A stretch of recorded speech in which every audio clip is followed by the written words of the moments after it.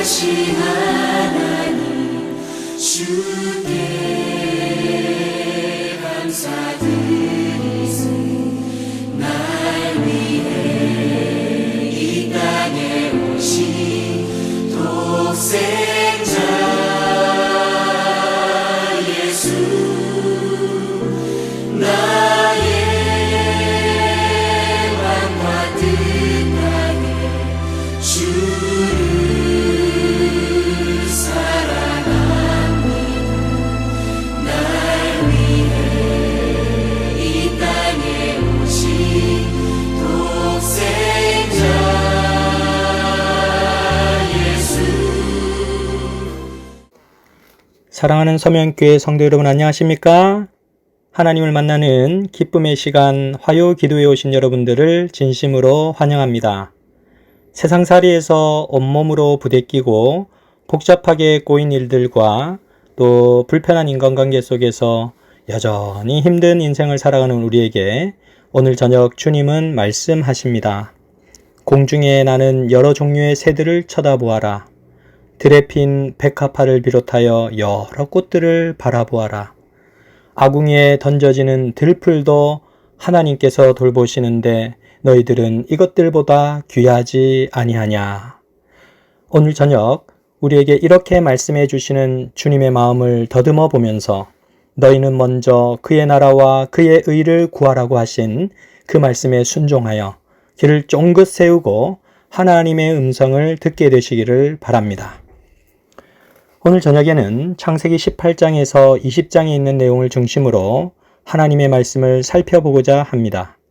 창세기 18장에서 20장에 있는 내용은 하나님께서 왜 아브라함을 불러내셨고 그를 통해 어떤 일을 이루어내시는가 하는 것들을 증명하는 부분이라고 생각하시면 되겠습니다.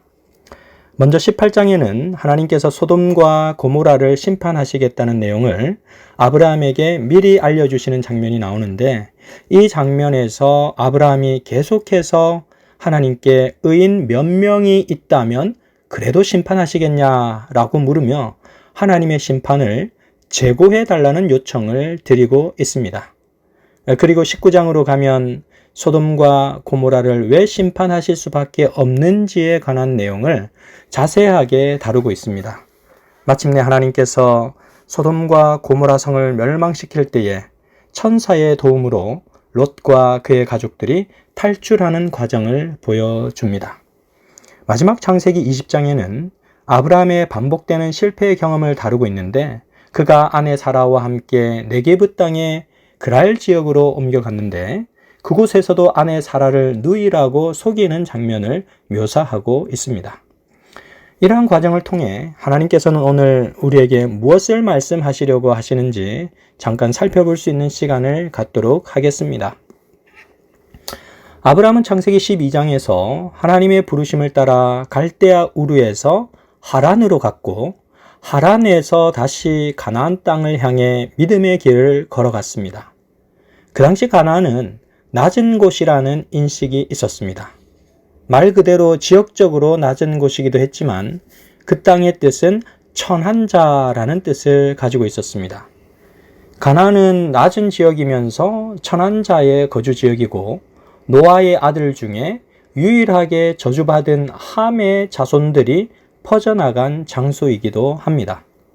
또한 이곳은 도덕적으로 매우 타락하여 하나님의 심판이 이루어질 수밖에 없었던 소돔과 고모라가 있었던 장소이기도 합니다. 자, 그렇다면 하나님께서는 이렇게 낮은 땅, 천한 곳, 하나님의 뜻을 거스리며 살던 사람들이 살았던 그곳을 젖과 꿀이 흐르는 약속의 땅으로 선택하셨다라는 사실이 매우 놀라운 하나님의 섭리인 것입니다. 오늘 본문에서 하나님은 낮고 천한 땅을 하나님께서 기뻐하시는 하나님 나라로 바꾸어 가신다고 하는 관점에서 이 말씀을 잘 관찰할 필요가 있습니다. 아브라함이 걸어간 길은 결코 만만한 길이 아니었습니다. 믿음의 길을 걷고 있었지만 계속해서 세상과 부딪혀야 했고 자기 자신과 부딪혀야 했습니다. 인생을 돌고 돌면서 아브라함은 자기 자신의 힘이 아니라 하나님의 능력이 그를 믿음의 길로 인도하고 계심을 확신하게 되었습니다. 성경 창세기 19장에는 두 천사가 소돔과 고모라 지역을 방문하는 장면을 묘사하고 있습니다. 두 천사가 소돔과 고모라를 방문한 때는 저녁이었습니다. 그런데 롯이 성문에 앉아 있다가 천사들을 보고 자기 집으로 영접하여 극진히 대접하고 잠자리를 제공해 주었습니다. 그런데 천사들이 잠자리에 들기 바로 직전에 소돔 사람들이 한밤중에 찾아와 롯의 집 문을 쾅쾅쾅 치며 소리를 지르는 장면이 나옵니다. 창세기 19장 5절 말씀을 보시도록 하겠습니다. 롯을 부르고 그에게 이르되 오늘 밤에 내게 온 사람들이 어디 있느냐? 이끌어내라. 우리가 그들을 상관하리라. 여기 창세기 19장 5절에 기록된 상관하다라는 말은 성관계를 맺다라는 뜻입니다. 그 시대에 소돔과 고모라 성에 살고 있던 사람들이 얼마나 도덕적으로 타락하였는지 남자와 남자가 성관계를 갖는 그런 동성애가 매우 심각한 수준에 이르고 있었음을 성경은 우리에게 보여줍니다. 인간의 죄악이 극에 달하면 하나님께서는 마침내 심판을 이루십니다. 창세기 18장 20절에서 21절 말씀을 보시면 하나님께서 아브라함에게 이렇게 말씀하시는 장면이 등장합니다. 여호와께서 또 이르시되 소돔과 고모라에 대한 부르짖음이 크고 그 죄악이 심히 무거우니 내가 이제 내려가서 그 모든 행한 것이 과연 내게 들린 부르짖음과 같은지 그렇지 않은지 내가 보고 알려 하노라. 이것은 하나님께서 행하시는 모든 심판에 적용되는 과정입니다. 우리는 이 과정을 조사심판이라는 용어로 부르고 있습니다.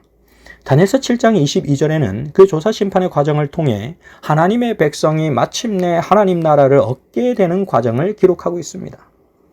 옛적부터 항상 계신 이가 와서 지극히 높으신 이의 성도들을 위하여 원한을 풀어주셨고 때가 이름에 성도들이 나라를 얻었더라.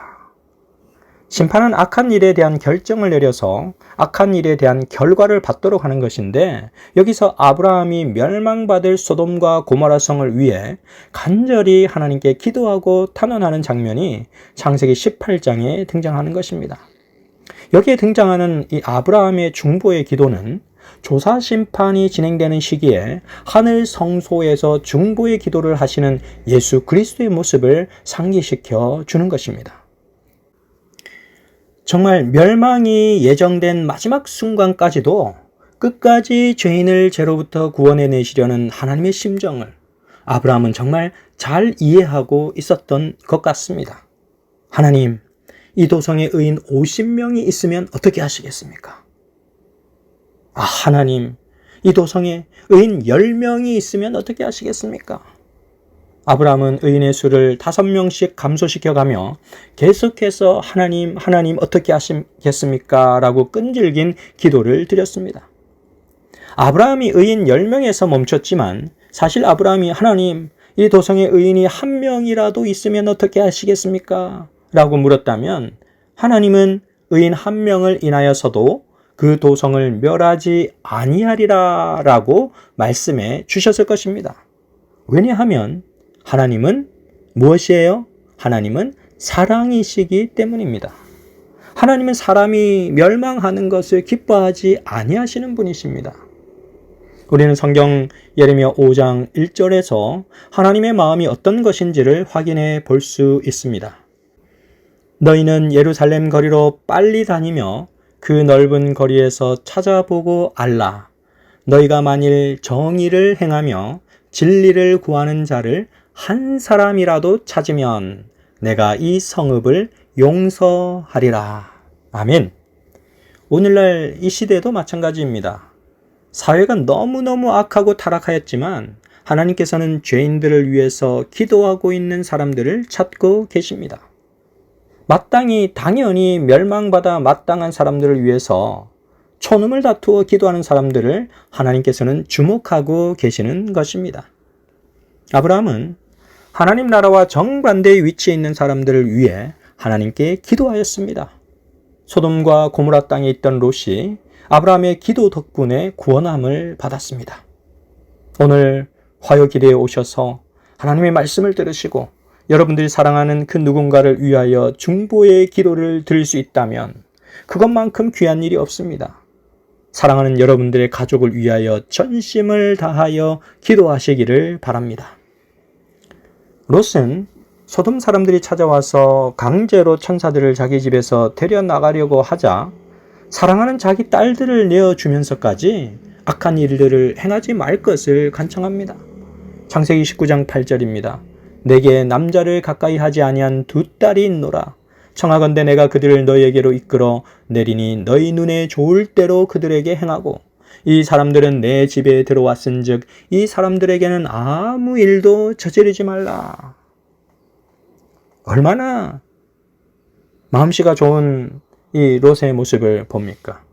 정말로 그 눈에 넣어도 아프지 않을 두 딸을 희생하며 내어주면서까지 그 하늘에서 온 천사들, 손님들을 지키려고 한 롯의 모습을 바라보게 되는 것입니다. 그러나 소돔 사람들은 롯의 말을 전혀 듣지 않았고 그들의 욕망을 주체하지 못해서 롯의 집 문을 부서뜨리고 들어갈 기세를 보였습니다. 바로 그때 하나님의 놀라운 역사가 일어납니다.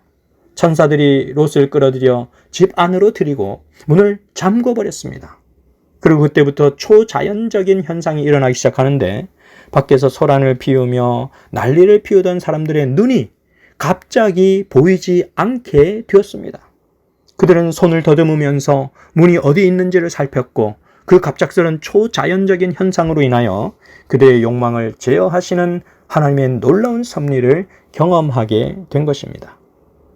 이제 심판을 위한 하나님의 심리 과정은 끝이 났습니다. 최종적인 하나님의 결정은 그 도성을 심판하시기로 결정한 것입니다. 창세기 19장 12절에서 13절 말씀입니다. 그 사람들이 롯에게 이르되 이 외에 내게 속한 자가 또 있느냐? 내 사위나 자녀나 성중에 내게 속한 자들을 다 성 밖으로 이끌어내라. 그들에 대한 부르짖음이 여호와 앞에 크므로 여호와께서 이곳을 멸하시려고 우리를 보내셨나니 우리가 멸하리라. 그런데 이 엄숙한 경고를 들었지만 롯의 사위들은 그것을 농담하는 것으로 여겼습니다. 그리고 그들은 설마 소돔과 고모라가 멸망하겠느냐라고 생각하며 그 도성에서 나오지 않았습니다.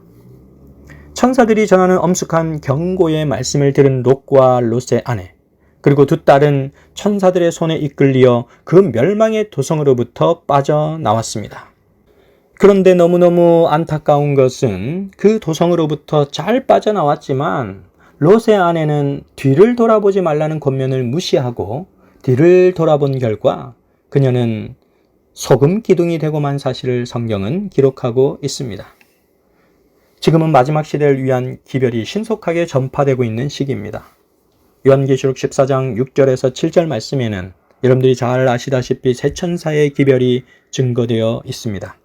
또 보니 다른 천사가 공중에 날아가는데 땅에 거하는 자들 곧 여러 나라와 족속과 방언과 백성에게 전할 영원한 복음을 가졌더라.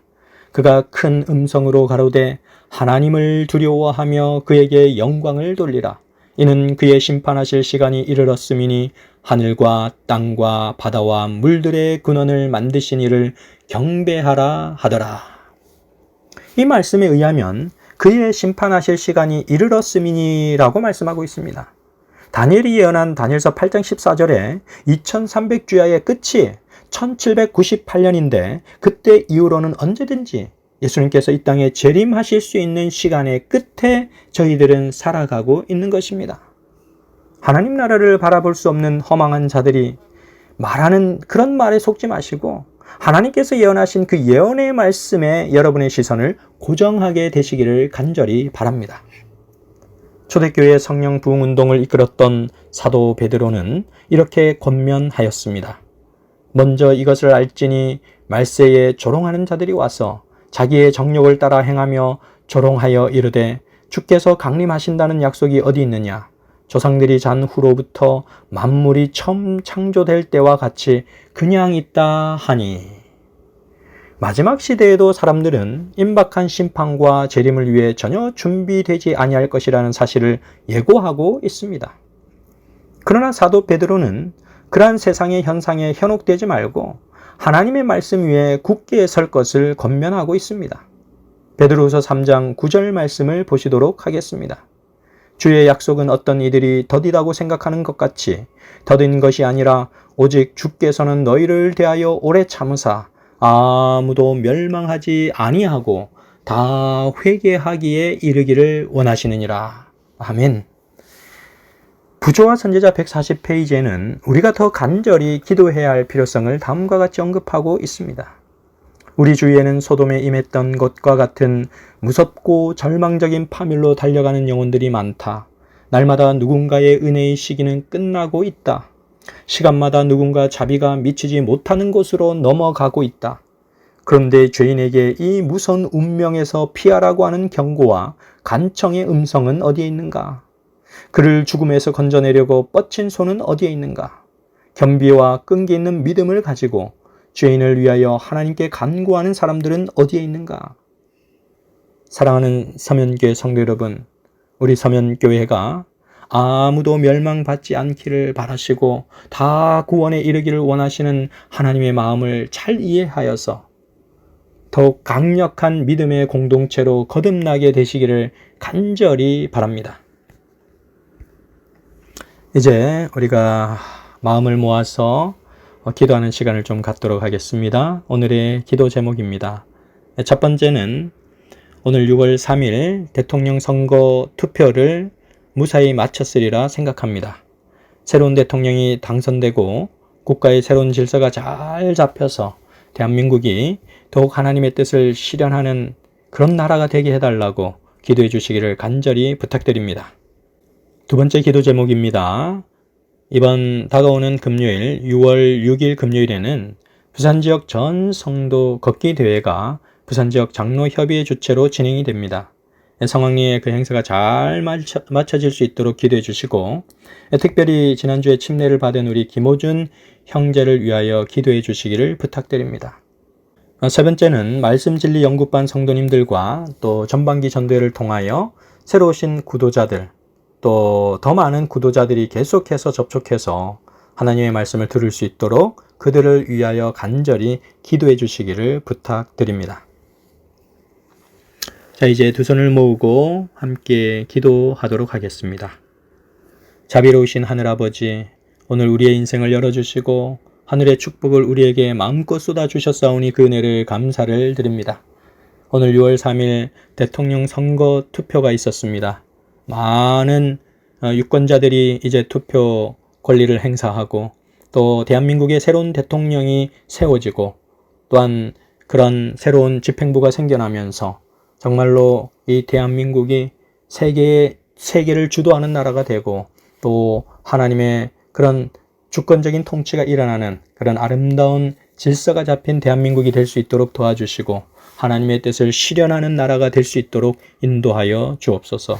사랑의 아버지 하나님, 6월 6일 다가오는 금요일에는 부산지역 전 성도가 걷기 대회를 하는 날입니다. 부산지역 장로협의회 주최로 진행되는 이 행사에 하나님 함께하여 주시고 많은 구도자들이 함께 참여하여서 하나님의 사랑을 느끼고 경험할 수 있는 시간들이 될 수 있도록 인도하여 주옵소서. 특별히 지난주에 침례를 받은 주의 사랑하는 아들 김호준 형제를 위하여 기도하오니 하나님 그 아들을 주님의 자녀 삼아 주셨사오니 하나님 그 아들의 미래를 책임져 주시고 그 아들이 하나님을 위하여 헌신하고자 하는 그 마음을 받아주시고 정말로 그의 미래의 길들을 아름답게 예비하여 주시옵소서. 사랑의 하늘 아버지, 또한 말씀 진리 연구반 성도님들 위하여 기도하오니 아버지 하나님, 연로하신 우리 성도님들에게 하늘의 축복을 더하여 주시고 더욱더 진리의 말씀을 간절히 염원하는 믿음의 백성 될 수 있도록 인도하여 주옵소서. 사랑의 아버지 하나님, 전반기 전도회를 통하여 새로 교회에 나오기 시작한 구도자들과 또 우리 여러 성도님들의 친구, 친지, 이웃들, 여러 구도자들이 계속해서 접촉되어서 하나님의 말씀을 더욱더 자세하고 더욱더 친밀하게 알 수 있도록 하나님 인도하여 주시오며 우리의 하나님을 바라보는 우리의 믿음이 더욱더 뜨거워질 수 있도록 인도하여 주옵소서. 우리를 정말로 사랑해 주시는 사랑이신 예수 그리스도 이름으로 간절히 기도드렸습니다. 아멘.